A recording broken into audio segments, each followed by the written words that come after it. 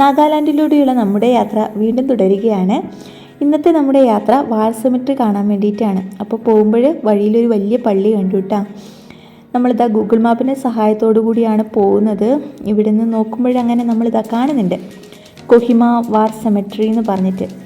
ഇനി ഇതിലേക്കുള്ള main gate എവിടെയാണ് എന്നുള്ളതാണ് നമുക്ക് കണ്ടുപിടിക്കേണ്ടത്. അപ്പോൾ അത് അന്വേഷിച്ചിട്ടുള്ള നടത്താണ്. അപ്പോൾ ഇവിടെയുള്ള ആൾക്കാരോടൊക്കെ ചോദിച്ച് അങ്ങനെ പോവുകയാണ് നമ്മൾ.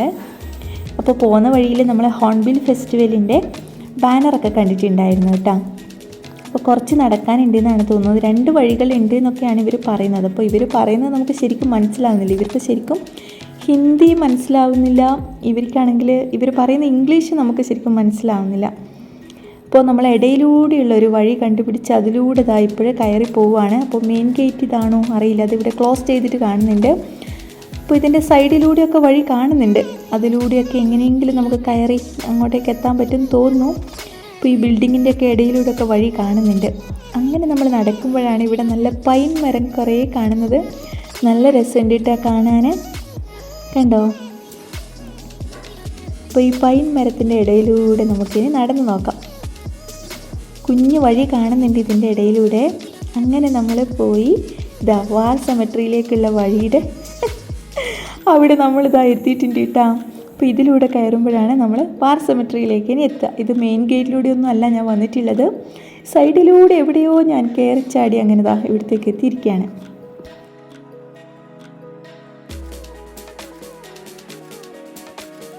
രണ്ടാം ലോക മഹായുദ്ധം നടക്കുന്ന സമയം, ആ ഒരു ടൈമിൽ നമ്മുടെ മണിപ്പൂർ അതുപോലെ തന്നെ നാഗാലാൻഡ് തുടങ്ങിയിട്ടുള്ള ഏരിയസൊക്കെ ബ്രിട്ടീഷ് ഗവൺമെൻറ് ആയിരുന്നു ഭരിച്ചുകൊണ്ടിരുന്നത്.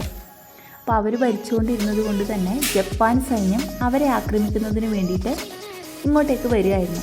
ആ ഒരു ടൈമിൽ ബ്രിട്ടീഷ് സൈന്യം അവരെ ചെറുത്ത് നിൽക്കുന്നതിന് വേണ്ടിയിട്ട് നടത്തിയിട്ടുള്ള ആ ഒരു യുദ്ധത്തിൽ മരിച്ചിട്ടുള്ള ആൾക്കാരെയാണ് ഇവിടെ അടക്കം ചെയ്തിട്ടുള്ളത്. ഇതിൽ ബ്രിട്ടീഷുകാർ മാത്രമല്ല കേട്ടോ ഉള്ളത്. 1420 സൈനികരെയാണ് ഇവിടെ അടക്കം ചെയ്തിട്ടുള്ളത്. അതിൽ 330 ആൾക്കാർ ഇന്ത്യക്കാരായിരുന്നു. 5 ആൾക്കാരെ കാനഡയിൽ നിന്നുള്ളവരുണ്ട്. അതുപോലെ 3 ഓസ്ട്രേലിയൻ ഭടന്മാരുണ്ട്. അങ്ങനെ ഒരുപാട് രാജ്യത്ത് നിന്നുള്ള ഭടന്മാരെയൊക്കെ ഇവിടെ അടക്കം ചെയ്തിട്ടുണ്ട്. നമ്മളിതിങ്ങനെ വായിച്ച് നോക്കുമ്പോഴേക്ക് നമുക്ക് മനസ്സിലാവും ഇതിൽ ഇന്ത്യൻ ആർമിയിലുള്ള ഒരാളെയാണ് ഇവിടെ അടക്കം ചെയ്തിട്ടുള്ളത്.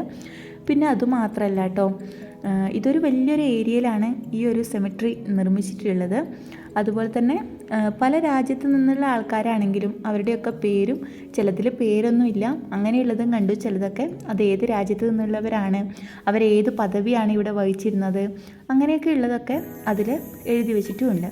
വളരെ നല്ല രീതിയിലാണ് ഇവരിത് മെയിൻറ്റെയിൻ ചെയ്ത് പോകുന്നത്. നിങ്ങൾക്ക് ഇതിലുള്ള ഫ്ലവേഴ്സൊക്കെ കാണുമ്പോൾ തന്നെ ഇത് മനസ്സിലാവുമല്ലോ. നമ്മൾ ഇവിടെ വന്ന സമയത്ത് ഇവിടെ 2-3 ആൾക്കാർ ഇവിടെയുള്ള ഇതിൻ്റെ ഒരു മെയിൻറ്റെയിൻ വർക്കിന് വേണ്ടി വന്നിട്ടുണ്ടായിരുന്നു കേട്ടോ.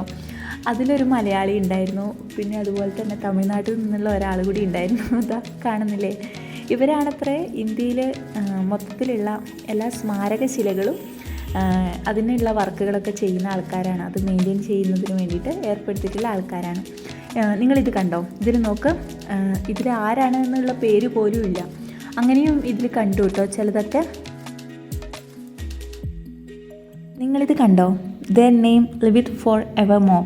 അതായത് അവരുടെ ശരീരം മരിച്ചാലും അവരുടെ നാമം എന്നെന്നും ജീവിക്കുന്നു എന്നാണ് ഇതുകൊണ്ട് അർത്ഥമാക്കുന്നത്.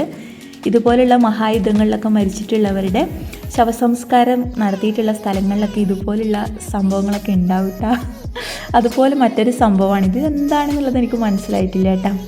ഈ ഒരു സീന് നിങ്ങൾ എവിടെയെങ്കിലും കണ്ടതായിട്ട് ഓർമ്മയുണ്ടോ? നീലാകാശം ചുവന്ന ഭൂമി പച്ചക്കടൽ എന്ന് പറയുന്ന സിനിമയിൽ ദുൽഖർ സൽമാൻ ഇവിടെ നിന്ന് ഇതുപോലെ ഇങ്ങനെ നോക്കുന്ന ഒരു സീനുണ്ട് അതിൽ. അപ്പോൾ ആ ഒരു സ്ഥലമാണ് കേട്ടോ ഇത്. ഇതിൻ്റെ മുകളിലൊക്കെ കയറി നിന്നിട്ട് ദുൽഖർ ഇങ്ങനെ നോക്കുന്നുണ്ട്. ഞാനിതിൻ്റെ മുകളിലൊക്കെ കയറി, പക്ഷേങ്കിൽ സെക്യൂരിറ്റിക്കാരൻ വിസിൽ വിളിച്ചെന്നെ താഴെ ഇറക്കി. അപ്പോൾ നമുക്കിനി അടുത്ത യാത്ര മറ്റൊരു സ്ഥലത്തേക്കാവാം. അപ്പോൾ ഇന്നത്തെ വീഡിയോ എങ്ങനെയുണ്ടായിരുന്നു എന്നുള്ളത് കമൻറ്റ് ചെയ്യുക. അപ്പോൾ നമുക്ക് മറ്റൊരു വീഡിയോയുമായി വീണ്ടും കാണാം.